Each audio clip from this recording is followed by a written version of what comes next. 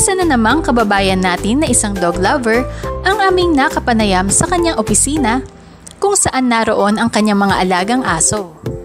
Meron siyang 19 na inaalagaan na may iba't ibang breed gaya ng Shih Tzu, Pomeranian, Pitbull at Golden Retriever. Ikinuwento niya sa amin kung paanong nasolusyonan ng Walters Dog Food ang mga problemang naranasan niya sa kanyang pag-aalaga at ang mga pakinabang nito sa mga alaga niyang aso. So normally before, ano yung naging problema niyo sa pag-aalaga ng aso? Doon sa food nila, talagang medyo kailangan mo pang lagyan ng kung ano-ano, like dilata, haluan mo pa ng para hindi sila kagad magsawa. Ngayon, medyo nakatipid kami kasi yun lang Walter Food, yung Walters Dog Food. Yeah, okay na. Before medyo namamatayan kami ng puppies eh. Medyo ngayon maganda since siguro 5 months na akong bumili sa inyo ng dog food. Yeah. Kasi kami, napansin namin dyan, kung dati halimbawa 10 kutsara yung binigay namin, yes, nung tumagal, naging parang 7 na lang. Yes. Parang yun malaki na itipid. I don't know kung na-experience rin yung ganon. Yes. Yung 1 kilo namin, dito sa lahat na to, almost 19 to, maabot kami ng 4 days. Medyo mas tipid. Kumbaga na parang ilang piraso lang kinakain nila yon. Yes. At saka gumanda yung katawan nila. Mas naging heavy sila. Kamusta po yung odor ng waste? Yun, na-less. Talagang, tsaka yung ihi nila, hindi na ganun kapanghe. Na yung baho talagang hindi. Maralaman mong maraming aso. Pagpasok mo pa lang ng bahay, baho, panghe. Before yung dog food na binibili namin sa mga groceries, talagang haluan mo pa ng kung ano-anong para malasa.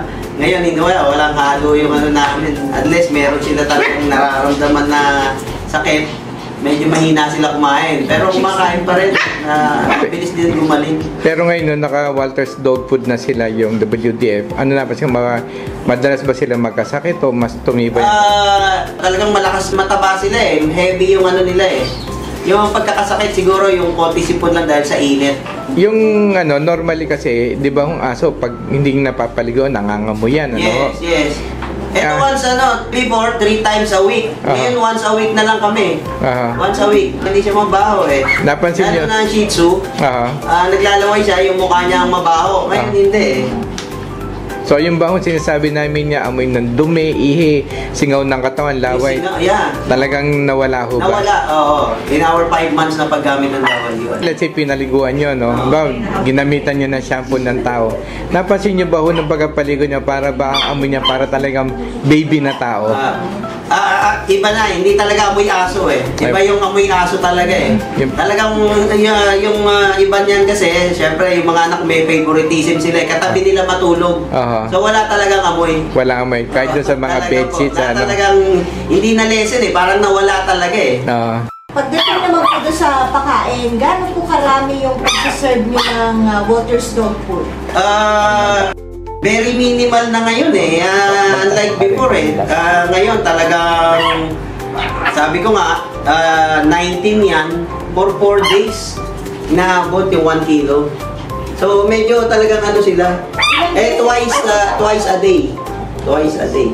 Which is actually, yung iba naman kasi dumidede pa. So yung adult ko, siguro siyam yan, yung adult. Would you say na naka-menos na po kayo this time? Malaki na menos namin.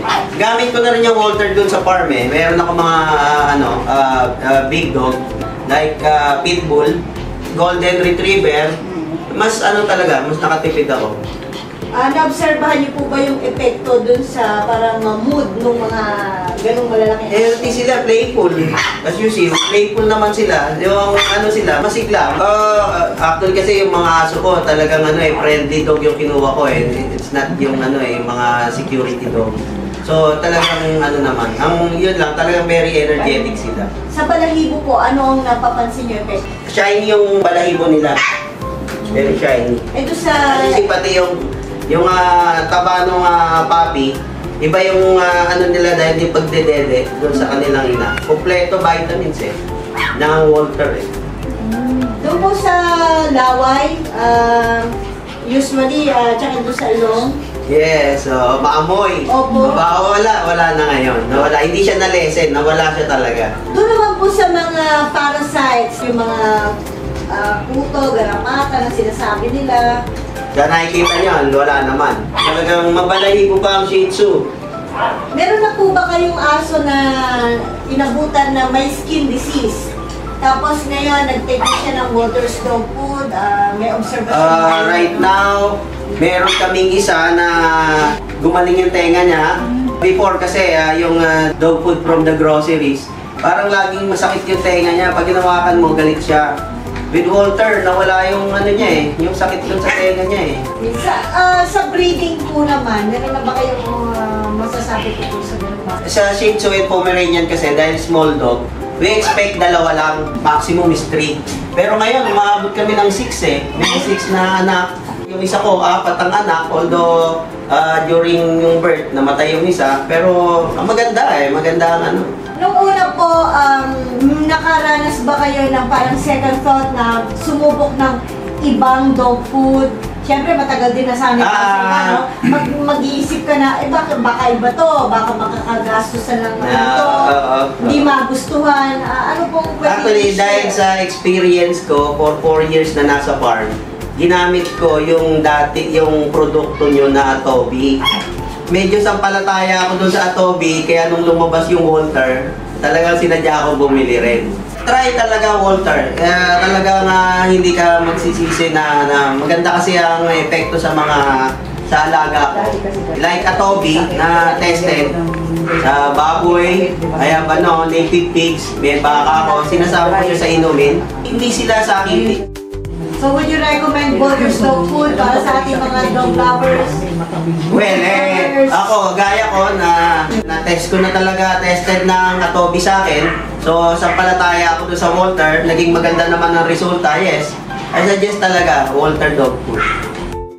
Marami man ang inyong inaalagaan, kahit puppies man or adult dogs, ay hindi na problema ang mabahong amoy ng kanilang dumi at ihi, pati na rin ang singaw ng kanilang katawan.